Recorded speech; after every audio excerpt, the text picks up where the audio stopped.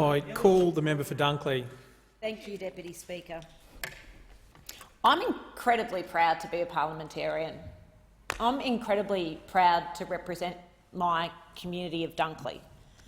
And every moment that I spend in this chamber, I genuinely consider a privilege.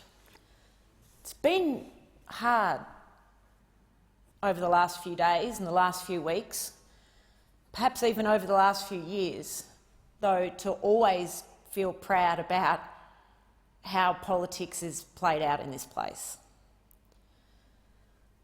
The contribution from the minister just then to this debate, I think, can be summed up with the phrase, well, in our view, the ends justify the means.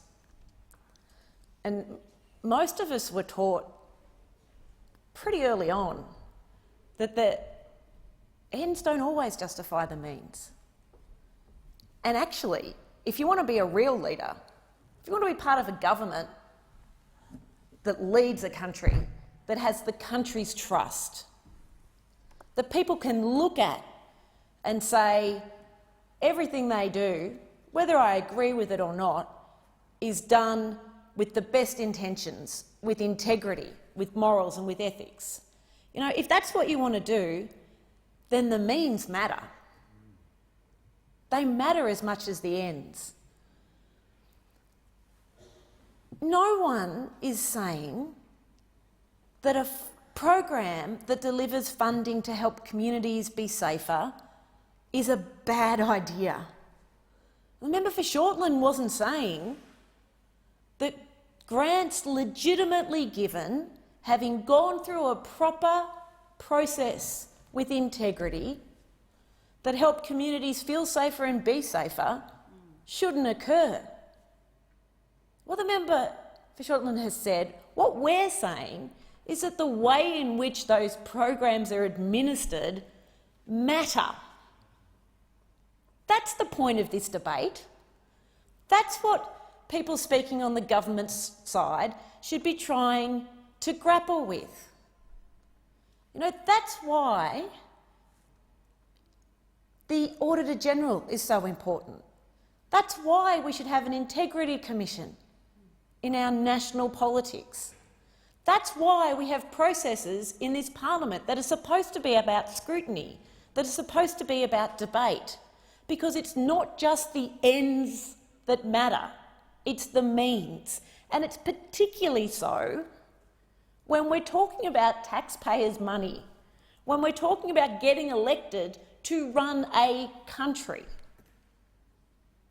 And it matters.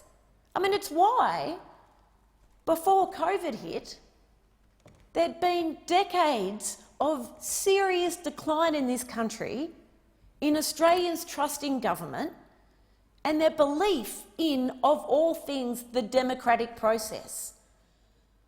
You know, 26% of Australians had trust in their politicians before COVID. In the height of the bushfires, you know, about a quarter of Australians had trust in this federal government. Now, there was some recovery over last year of trust because of the way in which people in this parliament conducted themselves during COVID. You know, and extraordinarily, trust in federal government increased to about 60% at the federal level, 70 or so percent at the state level, but about 60% in the federal level by November of last year. But what have we seen from recent ANU research is that it's going back down again extraordinarily quickly to in the low 50s. And it is exercises like the one that the Minister for Homeland Security, whatever his correct title is, I apologise, engaged in with this Community Safety Fund that is part of this decrease. And it's not the first time. As a member for Dunkley, I had to help 3 environmental groups to be able to put in new applications for funding because they were announced funding from a grant program that didn't exist at the time.